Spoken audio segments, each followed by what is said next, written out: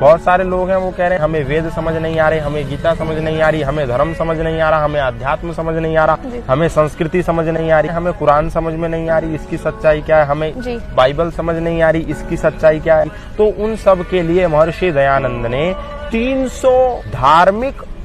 अधार्मिक, तथाकथित धार्मिक, धर्म के नाम से प्रचलित धार्मिक, इन 300 किताबों का निचोड़ दिया है सत्यार्थ प्रकाश में, लाइट ऑफ ट्रुथ। उन्होंने कहा कि तुम ना तो सत्य जानते हो ना असत्य जानते हो, जो सत्य है उसको असत्य समझ रहे हो, जो असत्य है उसको सत्य समझ रहे हो। तो इसीलिए मैं इन सब ग्रंथों का